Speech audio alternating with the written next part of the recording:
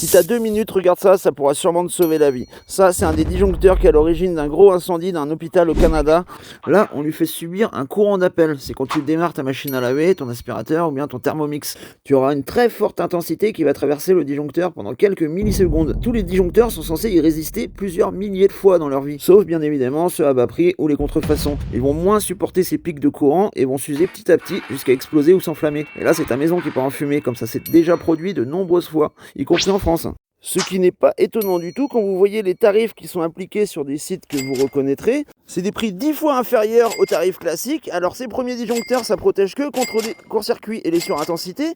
Mais ce type de disjoncteur qu'on voit à des prix cassés aussi, ça protège les personnes. C'est les interdifférentiels que ça s'appelle. Moi, ça fait 15 ans que je suis électricien et ces tarifs qu'on voit un peu partout maintenant dans les magasins, je trouve ça complètement aberrant et surtout que c'est des numéros 1 des ventes que tout le monde les achète.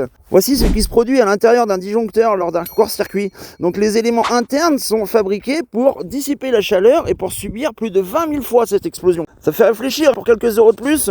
Maintenant, si les premières vidéos d'explosion ne t'ont pas suffi, je vais t'expliquer quelque chose de très important. Dans les disjoncteurs, il y a des métaux rares, comme le cuivre et l'argent, qui ne chauffent pas au contact du courant. Et la carcasse en plastique doit être en matériau inufugé, c'est-à-dire contre le feu. Donc si on joue sur la qualité du plastique, sur les sections du cuivre, la section de l'argent, on récupère quelques grammes par-ci, par-là, on a des matériaux de piètre qualité et qu'on arrive à commercialiser quand même. Pour ce qui est des normes et des certificats, il y a encore plein de tours de passe-passe. C'est juste de l'encre qu'on imprime sur des clichés. En fait, on peut écrire ce qu'on veut sur un disjoncteur. Donc on estime qu'il y a un disjoncteur sur 10 en France qui est une contrefaçon. Et moi, j'ai discuté avec beaucoup de distributeurs, Rexel, Legrand, tout ça.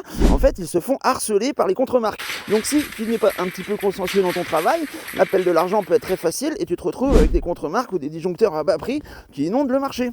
Regarde comment certains constructeurs sont sans scrupules. Dans un disjoncteur normal, il y a plein d'éléments, une bobine, une chambre d'amorce, plein d'éléments. Alors que des fois, sur certains disjoncteurs en France, on va trouver ça. C'est complètement vide. C'est hallucinant, quoi. Alors il y a quelques indices pour reconnaître un vrai disjoncteur. Il y a par exemple le copy tracer qu'on peut voir sur le côté des disjoncteurs. Et il y a aussi les normes. Alors la norme NF, celle-là, elle n'est pas obligatoire. Et la norme CE qui doit être écrite d'une certaine façon. Mais même sur ce label CE, il y a une masterclass. Les Chinois, qui sont les principaux constructeurs de contrefaçon, ont trouvé une parade. Le logo CE doit être écrit d'une certaine façon. De fait que si on prolonge le C et le E, ça doit former deux O qui se collent. Et ces petits malins de Chinois, pour passer entre les mailles du filet, ils écrivent China Export, où le C et le E ne sont pas écrits de la même façon. Donc on ne peut pas les accuser d'avoir copié le logo. Ah, ils sont très inventifs quand il s'agit de se faire de l'argent. Alors fais tourner cette vidéo, abonne-toi, j'espère que je t'aurai appris beaucoup de choses. Et la sécurité, en général, on plaisante pas avec ça. Donc quelques euros de plus pour assurer sa sécurité chez soi, je pense que c'est pas indécent. Ouvre les yeux, reste éveillé, culture, terroir et bricolage, abonne-toi.